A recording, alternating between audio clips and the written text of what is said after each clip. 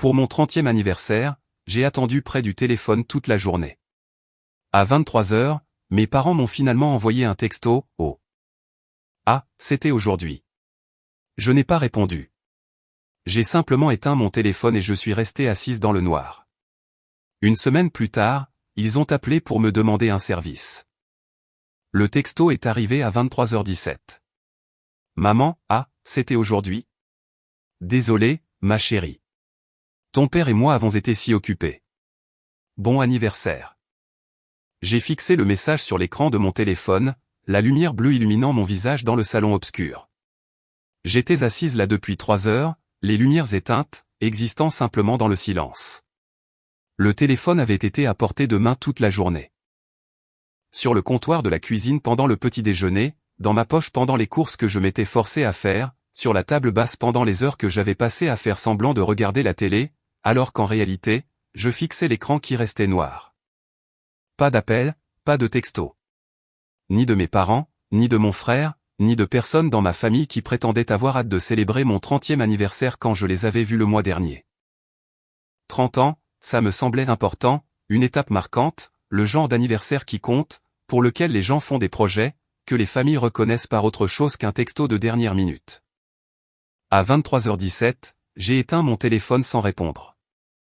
L'appartement est devenu complètement noir, à l'exception de la lumière du lampadaire qui filtrait à travers mes stores. Je m'appelle Jordan, et je venais de passer mon 30e anniversaire seul, à attendre des gens qui avaient oublié mon existence.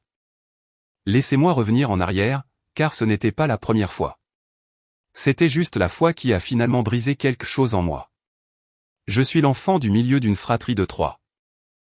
Ma sœur aînée, Claire, a réussi, elle est mariée, a 2 enfants et mène la vie de carte postale dont mes parents adorent se vanter.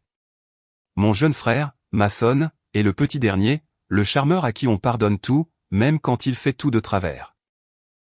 Et puis il y a moi, Jordan, celle qui est juste là. Présente, mais pas particulièrement remarquée. Invitée aux événements, mais pas vraiment incluse. Aimée, probablement, d'une manière abstraite, mais jamais une priorité. En grandissant, j'ai appris à être peu exigeante. Ne pas demander trop d'attention. Ne pas imposer mes désirs. Ne pas attendre la même énergie que mes frères et sœurs recevaient naturellement.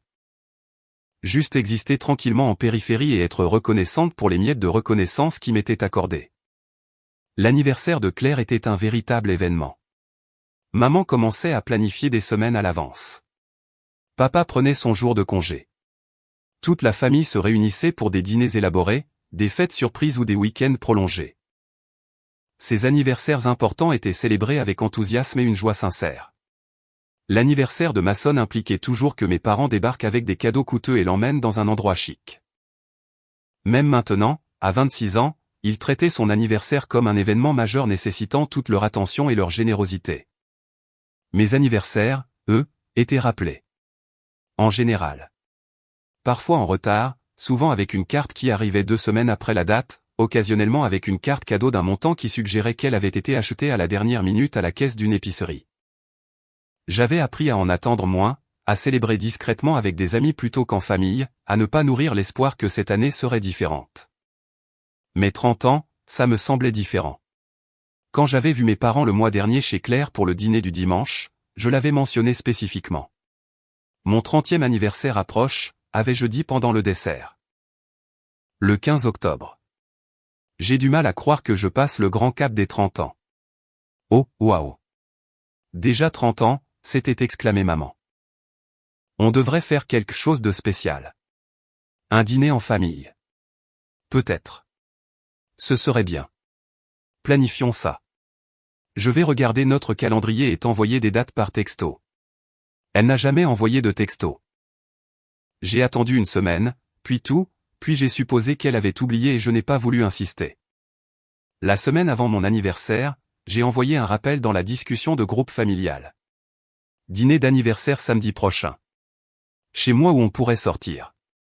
Claire a répondu, oh, zut. On a le tournoi de foot des enfants ce week-end. Partie remise.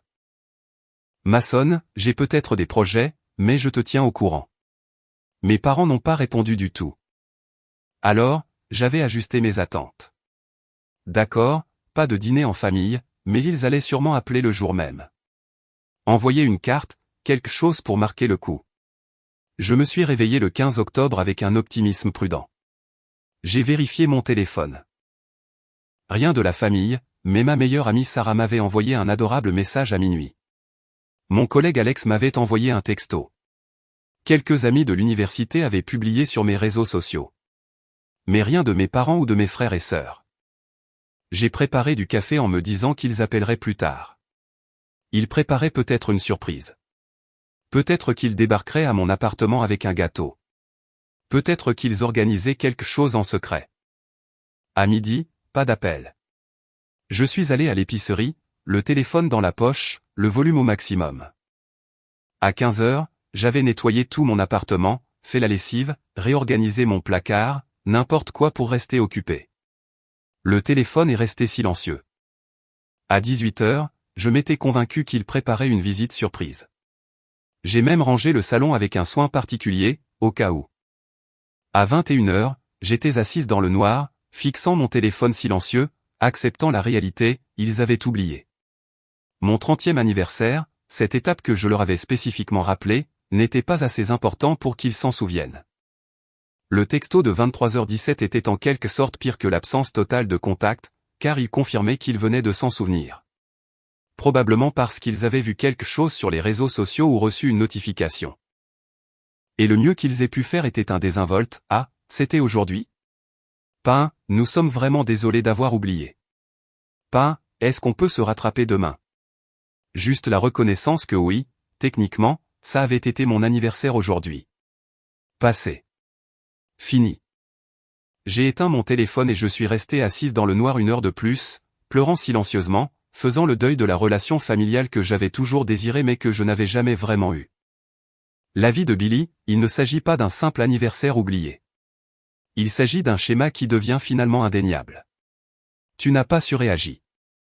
Tu as juste atteint un point où tu ne pouvais plus faire semblant. Ce texto à 23h17, ce n'était pas de l'oubli. C'était un effort au niveau le plus minimal possible. Une solution rapide pour soulager leur conscience, pas quelque chose destiné à te faire sentir valorisé. Et le plus dur, c'est ça, tu leur as donné des chances. Tu leur as rappelé. Tu leur as facilité la tâche. Ils n'ont quand même pas été là pour toi. Rester assise dans le noir, ce n'était pas de la faiblesse. C'était toi, faisant enfin face à la vérité sans distraction. Ce qui compte maintenant, ce n'est pas ce qu'ils feront ensuite. C'est ce que tu décideras d'accepter à l'avenir. Parce qu'une fois que tu vois clairement le schéma, tu ne peux plus l'ignorer. Le lendemain matin, je me suis réveillé sur mon canapé, toujours dans les vêtements de la veille, le téléphone encore éteint. L'appartement était silencieux. L'anniversaire que j'avais passé à attendre des gens qui n'ont jamais appelé était terminé. J'ai pris une douche, préparé du café et essayé d'aller de l'avant. Sarah a appelé vers 10 heures. Comment s'est passé ton anniversaire ? Je t'ai envoyé un texto hier soir, mais tu n'as pas répondu. J'ai éteint mon téléphone. Pourquoi ? Qu'est-ce qui s'est passé ? Ma famille a oublié. Enfin, mes parents m'ont envoyé un texto à 23h17 en disant « Ah, c'était aujourd'hui ?» Mais c'est tout. Personne n'a appelé. Pas de carte, rien. Jordan, je suis tellement désolé. Ce n'est pas grave. J'ai l'habitude. Ce n'est pas grave. Tu ne devrais pas avoir l'habitude que ta famille oublie ton 30e anniversaire. Elle avait raison, mais le reconnaître rendait la douleur plus vive. J'ai changé de sujet et nous avons parlé d'autre chose jusqu'à ce que je me sente presque normal à nouveau. J'ai gardé mon téléphone éteint pendant 3 jours. Je ne voulais pas voir la discussion de groupe familial. Je ne voulais pas voir si quelqu'un avait remarqué mon silence. Je ne voulais pas sentir la piqûre de leur manque d'inquiétude. Quand je l'ai finalement rallumé, il y avait 7 messages dans la discussion familiale. Aucun ne parlait de moi ou de mon anniversaire. Ils organisaient Halloween avec les enfants de Claire, discutaient de ce que chacun apporterait pour Thanksgiving. La logistique familiale normale, dans laquelle j'étais incluse par obligation plutôt que par un désir sincère de ma présence. Personne n'avait remarqué mon absence de la conversation. Je n'ai pas participé, j'ai juste mis la discussion en sourdine et continué ma vie. Une semaine après mon anniversaire, mon téléphone a sonné. Le nom de ma mère sur l'écran. J'ai failli ne pas répondre, mais un sens de l'obligation profondément ancré m'a fait décrocher. Allô, maman. Jordan, enfin. J'ai essayé de te joindre. C'était un mensonge. J'ai vérifié. Elle avait appelé une seule fois, 4 jours plus tôt, et je l'avais manqué. Désolé, j'ai été occupé. Pas de souci, ma chérie. Écoute, j'ai un service à te demander. Un service. Pas des excuses pour avoir oublié mon anniversaire, pas une reconnaissance du texto, ah, c'était aujourd'hui. Juste passer directement au fait qu'elle avait besoin de quelque chose de moi. Ton père et moi avons quelques problèmes de trésorerie ce mois-ci. Le chauffe-eau est tombé en panne et l'assurance ne couvre pas tout. Il nous manque environ 5 000 $. Pourrais-tu nous prêter l'argent? On te remboursera le mois prochain quand la prime de papa arrivera. Je suis resté debout dans ma cuisine, le téléphone collé à l'oreille, essayant de digérer l'audace de cette demande. Vous voulez emprunter 5 000 $? Juste jusqu'au mois prochain. On ne demanderait pas si ce n'était pas important. Le plombier veut être payé avant de finir le travail. Maman, vous avez oublié mon anniversaire. Silence à l'autre bout du fil. Puis. Quoi? Mon anniversaire. Le 15 octobre. Mon 30e anniversaire. Tu m'as envoyé un texto à 23h17 en disant « Ah, c'était aujourd'hui ?» Oh, Jordan, ma chérie, on n'a pas oublié. On a juste eu une journée de folie. Tu sais à quel point tout a été chargé. Vous avez oublié. Vous n'avez pas appelé. Vous n'avez pas envoyé de carte. Vous ne l'avez pas reconnu avant presque minuit. Eh bien, nous nous excusons maintenant. Nous sommes désolés. Ça n'arrivera plus. Maintenant, à propos du prêt. Non. Non. Non, je ne vous prête pas 5 000 $. Jordan, c'est une urgence. Nous avons besoin d'un chauffe-eau qui fonctionne. Vas-tu vraiment laisser tes parents sans eau chaude parce que tu es fâché que nous ayons été un peu en retard pour tes vœux d'anniversaire? Vous n'étiez pas en retard. Vous avez complètement oublié. Et maintenant, une semaine plus tard, vous appelez pour demander de l'argent sans même vous excuser correctement. Je viens de m'excuser. Tu as dit « nous sommes désolés » au milieu d'une demande de prêt. Ce ne sont pas des excuses. C'est de la manipulation. La voix de ma mère est devenue glaciale. Je n'arrive pas à croire que tu sois aussi mesquine.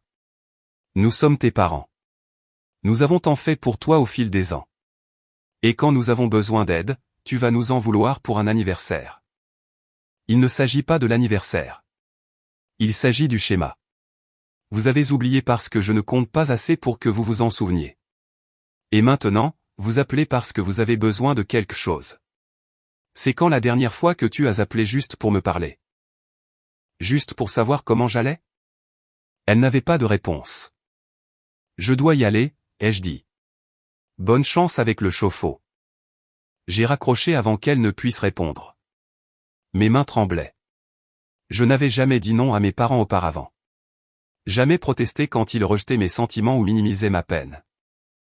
J'avais toujours été la personne accommodante, celle qui ne faisait pas de vagues, celle qui acceptait les miettes d'attention qu'ils offraient.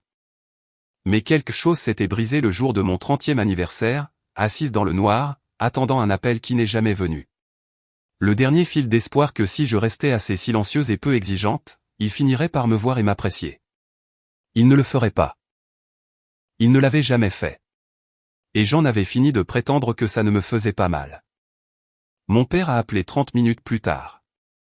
Ta mère est très contrariée. C'est quoi cette histoire, que tu refuses de nous aider en pleine urgence? Il s'agit du fait que vous avez oublié mon 30e anniversaire et que vous avez ensuite appelé une semaine plus tard pour demander 5 000 $ sans même reconnaître correctement ce que vous aviez fait. Nous n'avons pas oublié ton anniversaire.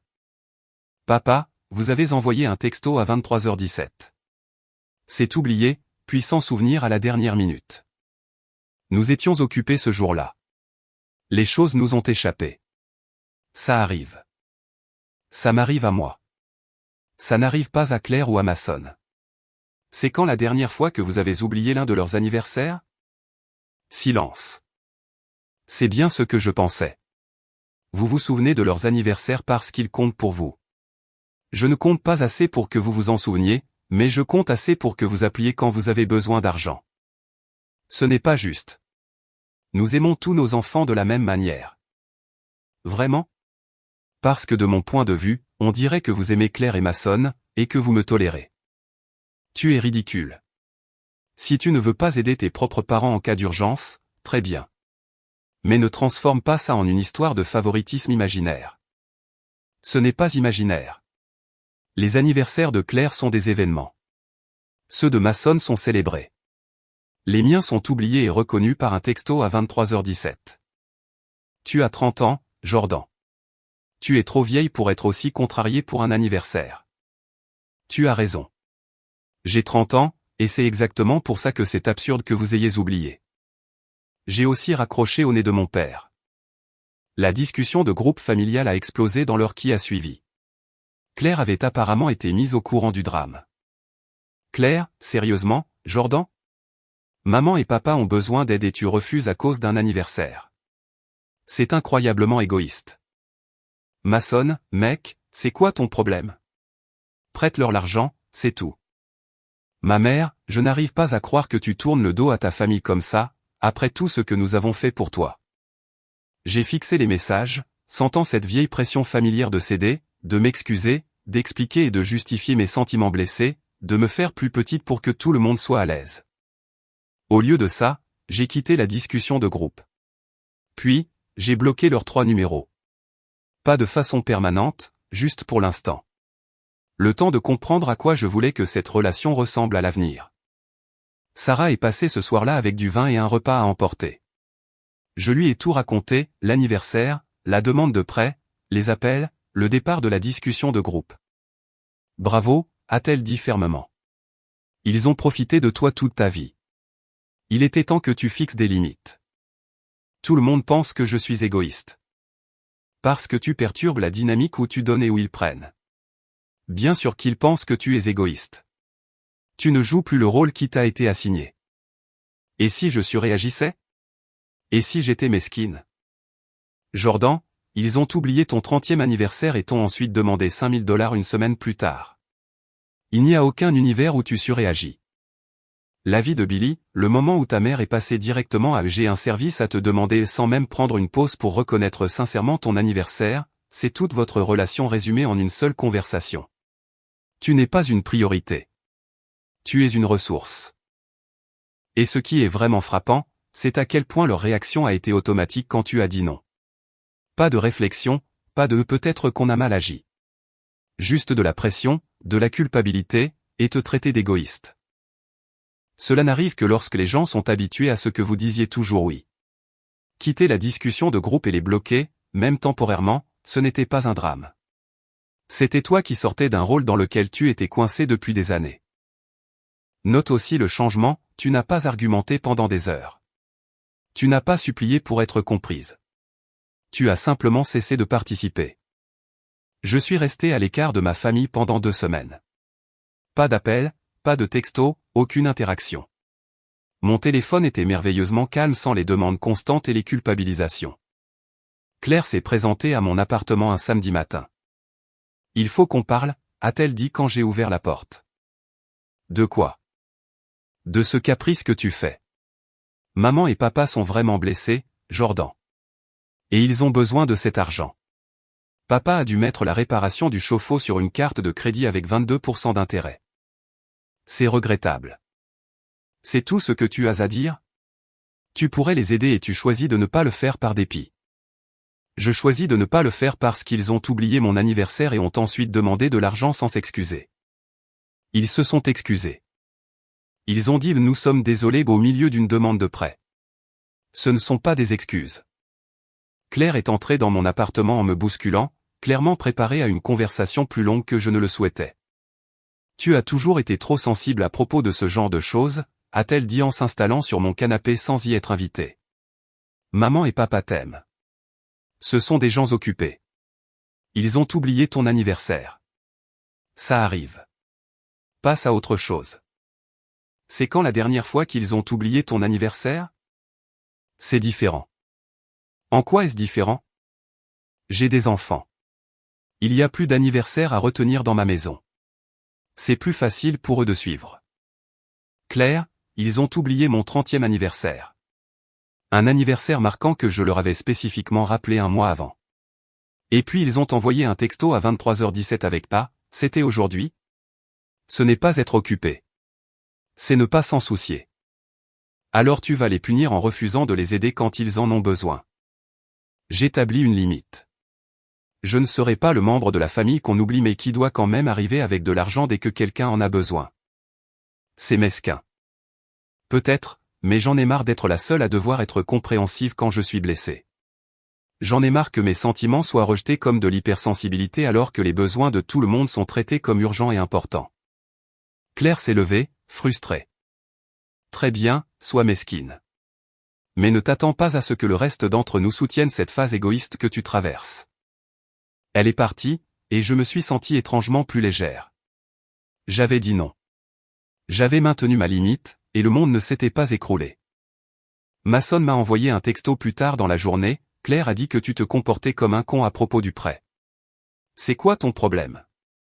Je n'ai pas répondu. Ma mère a appelé depuis le téléphone de mon père, probablement pour contourner le blocage. Je n'ai pas répondu. Ils ont laissé un message vocal.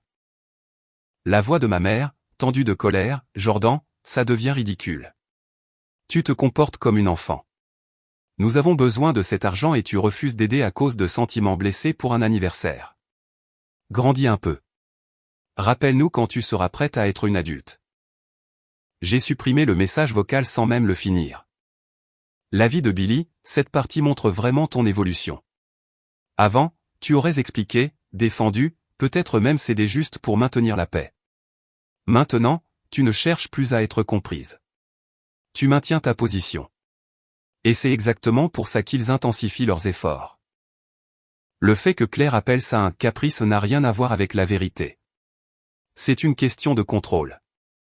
Si elle peut te faire passer pour déraisonnable, alors elle n'a pas à remettre en question la dynamique qui l'a toujours avantagée. Ce qui est révélateur, c'est ceci, personne n'est venu pour arranger sincèrement les choses. Personne n'a dit, on a fait une erreur. Comment peut-on réparer ça? Ils sont tous venus pour te pousser à donner quelque chose. Ce message vocal a tout confirmé. Pas d'inquiétude, pas de responsabilité, juste un sentiment de dû. 3 semaines après mon anniversaire, j'ai reçu une lettre par la poste. Du vrai courrier physique, écrit à la main sur du beau papier. C'était de ma mère. Cher Jordan.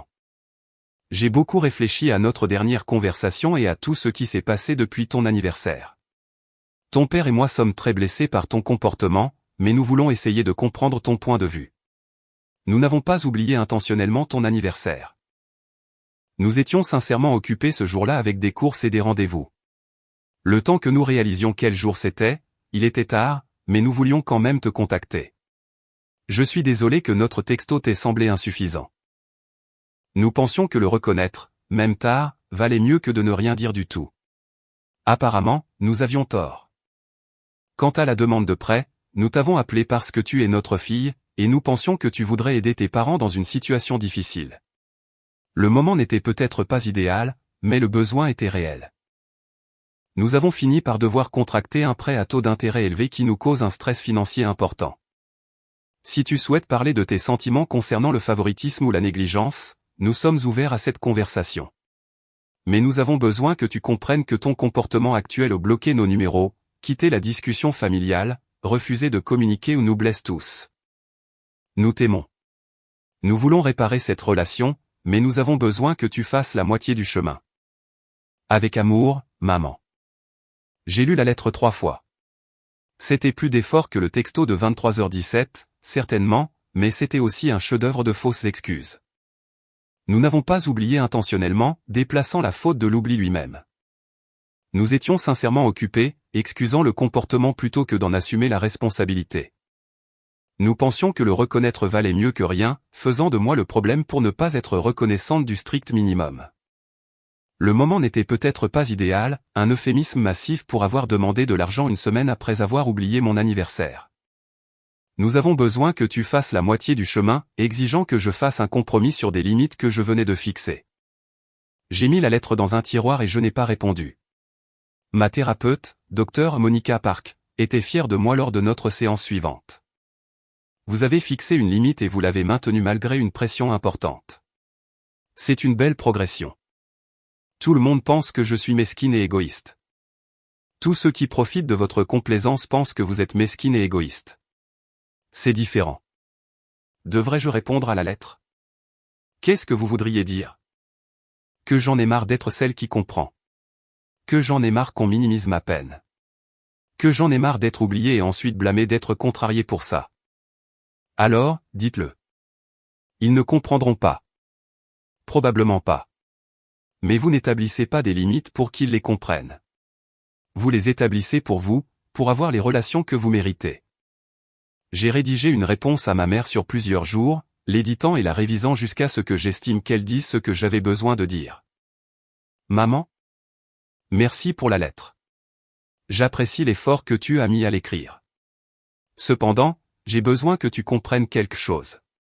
Il ne s'agit pas d'un anniversaire oublié ou d'une demande de prêt malvenu. Il s'agit de toute une vie à me sentir moins importante que Claire et Mason. Vous vous souvenez de leurs anniversaires chaque année. Vous célébrez leurs étapes importantes. Vous êtes là pour eux de manière constante. Moi, je reçois des textos à 23h17 et des cartes cadeaux achetées à la caisse d'une épicerie. Quand je le signale, on me dit que je suis trop sensible. Quand je fixe des limites, je suis égoïste. Quand j'exprime ma peine, je suis dramatique. Je ne vous demande pas de comprendre pourquoi cela me blesse. Je vous dis que cela me blesse, et je vous demande de respecter le fait que j'ai besoin d'espace pour déterminer à quoi cette relation ressemblera à l'avenir. Je ne vous bloque plus, mais je ne participerai pas non plus à la discussion de groupe familial ni au rassemblement tant que je ne me sentirai pas prête. J'ai besoin de temps pour guérir d'années passées à me sentir invisible. Si vous voulez réparer cette relation, j'ai besoin d'une reconnaissance sincère du mal que vous m'avez causé. Pas d'explication, pas d'excuses, pas de nous étions occupés. Juste la reconnaissance que vous avez oublié mon 30e anniversaire et que cela m'a profondément blessé.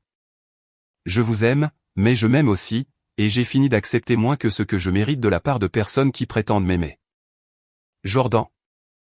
Je l'ai posté avant de pouvoir changer d'avis. La réponse est arrivée 2 semaines plus tard. Une autre lettre, plus courte cette fois. Jordan. Nous avons bien reçu ta lettre. Ton père et moi en avons longuement discuté. Nous sommes désolés que tu te sentes blessé. Nous n'avons jamais eu l'intention de te faire sentir moins importante que tes frères et sœurs. Si nos actions ont créé cette perception, nous nous en excusons. Cependant, nous avons aussi besoin que tu comprennes que nous ne sommes pas des parents parfaits. Nous avons fait de notre mieux avec vous trois. Parfois, nous faisons des erreurs. Nous attendons de nos enfants qu'ils soient gracieux et indulgents lorsque cela se produit, tout comme nous avons été gracieux et indulgents avec tes erreurs au fil des ans. Nous espérons que tu reconsidéreras ta position et que tu rejoindras la famille. L'anniversaire de Claire approche et cela signifierait beaucoup pour elle si tu étais là. Avec amour, maman et papa. Désolé que tu te sentes blessé, pas désolé de t'avoir blessé. Si nos actions ont créé cette perception, niant la réalité, la qualifiant de « ma perception ». Nous avons été gracieux et indulgents avec tes erreurs, me jetant mes erreurs passées au visage pour me faire sentir redevable. Rejoins la famille, comme si j'étais parti au lieu d'avoir simplement fixé des limites. J'ai mis la lettre dans le tiroir avec la première et je n'ai pas répondu. L'anniversaire de Claire est arrivé. Je n'y suis pas allé. J'ai envoyé une carte et un cadeau attentionné. Je ne suis pas cruelle, juste pleine de limites. Thanksgiving approchait. La discussion de groupe familial était active avec la planification. Quelqu'un m'avait rajouté sans mon consentement. J'ai de nouveau quitté le groupe. Ma mère a appelé. J'ai répondu cette fois. Tu viens pour Thanksgiving? Non. Jordan, tu ne peux pas sauter toutes les fêtes de famille parce que tu es contrarié. Je ne suis pas contrarié. Je me protège d'une dynamique qui me blesse. Quelle dynamique? Nous sommes une famille normale. Nous nous aimons. Nous célébrons les fêtes ensemble. Vous êtes une famille où 2 enfants sont célébrés et un est toléré. J'en ai marre d'être celle qu'on tolère. Ce n'est pas vrai. Maman, c'est quand mon anniversaire? Silence. Tu vois, Tu ne le sais toujours pas. Ça fait 2 mois que vous avez oublié, et tu n'as toujours pas pris la peine de mémoriser la date. Ce n'est pas juste. C'est quand l'anniversaire de Claire? Le 22 juin. Et celui de Mason? Le 8 mars. Et le mien? Silence plus long. Je ne l'ai pas en tête en ce moment, mais ça ne veut pas dire. C'est le 15 octobre. C'est le 15 octobre depuis 30 ans. Tu connais ceux de Claire et Mason, mais pas le mien. Ça me dit tout ce que j'ai besoin de savoir sur ma place dans cette famille. Tu es délibérément difficile. Je suis honnête.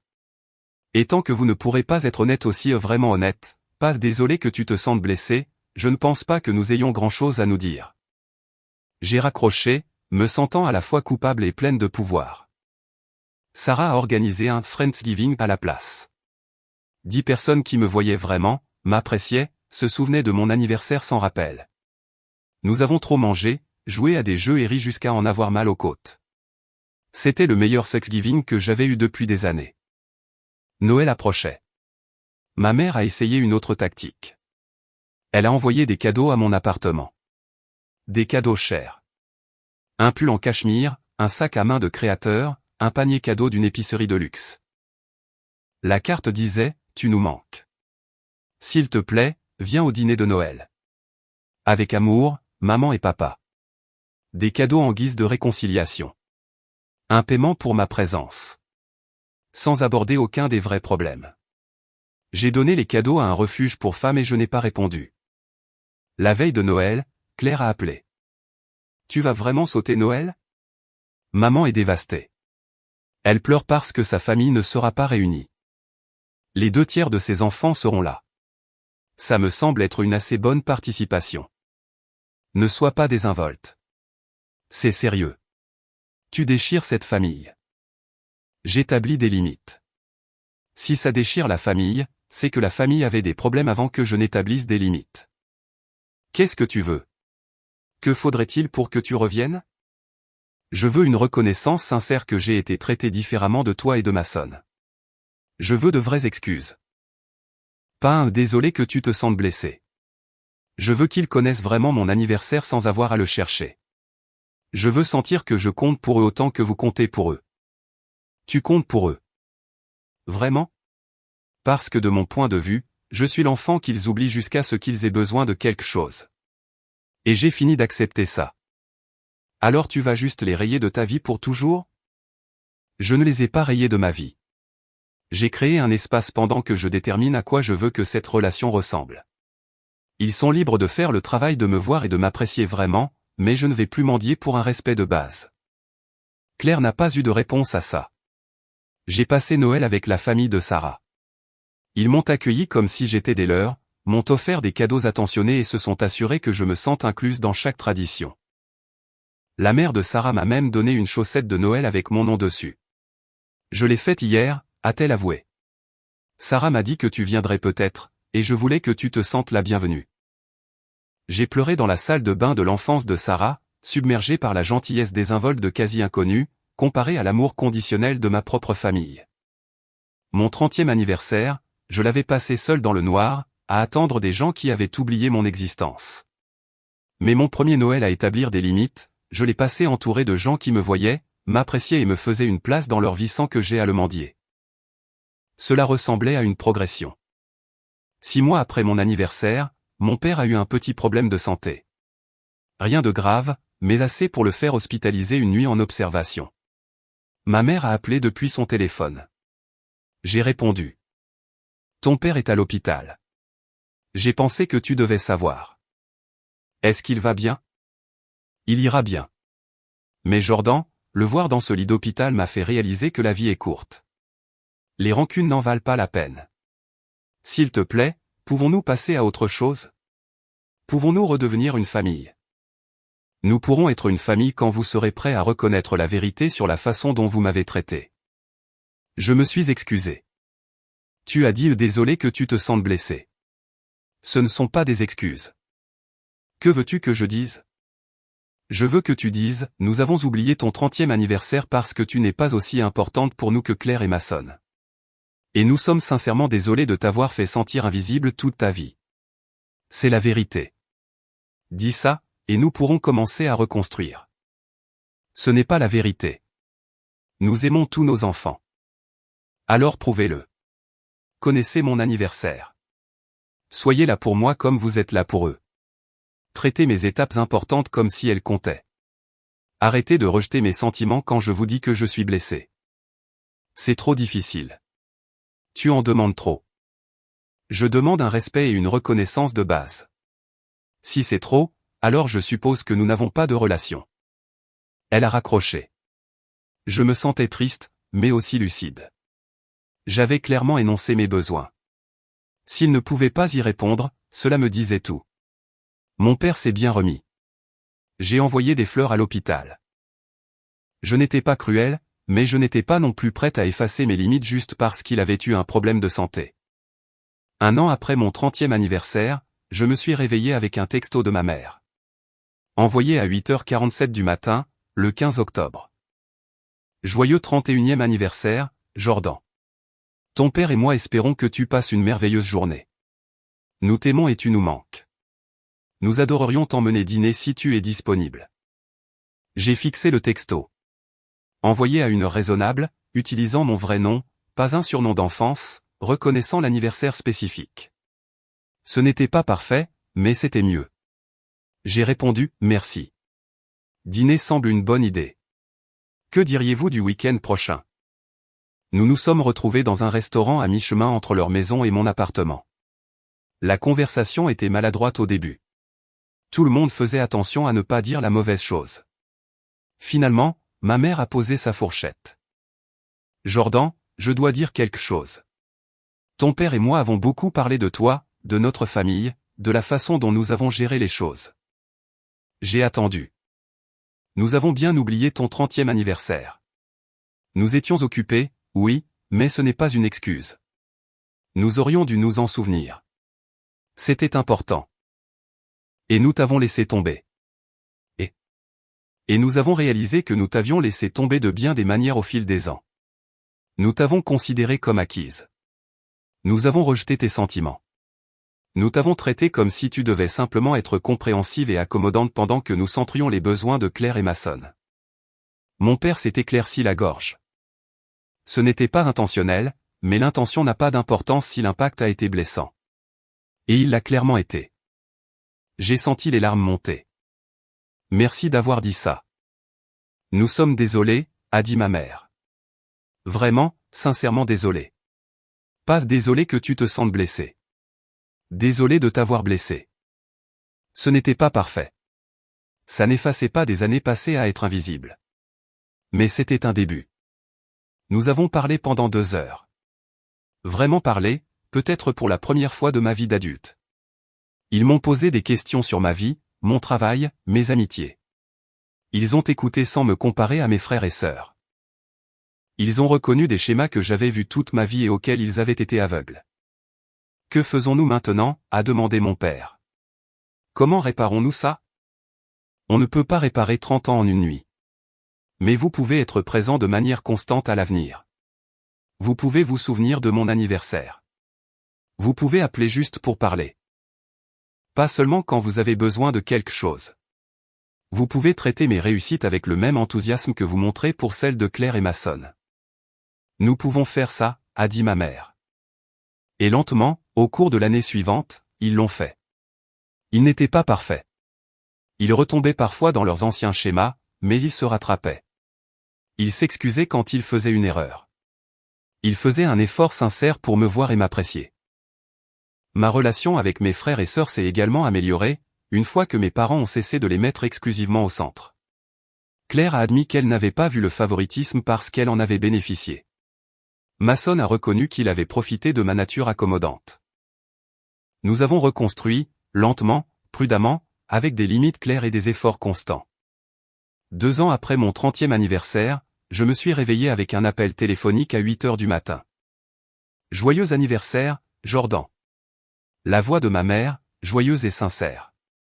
Ton père et moi voulons t'emmener bruncher, et ensuite nous avons une surprise pour toi. La surprise était une photo encadrée de nous 5, prise lors de ma remise de diplôme universitaire. C'était la dernière fois que nous avions tous été ensemble avant que les choses ne se dégradent, mais ma mère l'avait fait imprimer en grand, l'avait fait encadrer professionnellement et avait écrit au dos, 15 octobre. Nous n'oublierons plus jamais. J'ai pleuré, pas de tristesse cette fois, mais de soulagement. De la certitude que j'avais fixé des limites douloureuses à maintenir, mais qui avaient finalement conduit à une relation plus saine. Ce 30e anniversaire, assise dans le noir, attendant un appel arrivé à 23h17, avait été dévastateur. Mais il avait aussi été le catalyseur dont j'avais besoin pour enfin exiger mieux. La demande de prêt une semaine plus tard avait été le test. Allais-je continuer à accepter des miettes tout en donnant tout? Ou allais-je enfin m'estimer assez pour dire non? J'avais dit non, et ça avait tout changé. Non pas parce que ma famille m'aimait soudainement plus, mais parce que je m'aimais enfin assez pour n'accepter rien de moins qu'un respect et une attention sincère. Les appels téléphoniques n'arrivaient plus à 23h17. Ils arrivaient à des heures raisonnables pour des raisons raisonnables, de la part de personnes qui connaissaient mon anniversaire sans avoir à le chercher. C'est tout ce que j'avais toujours voulu. Être rappelé, être valorisé, compter. Et il avait fallu éteindre mon téléphone et m'asseoir dans le noir pour enfin l'exiger. Ça en valait la peine.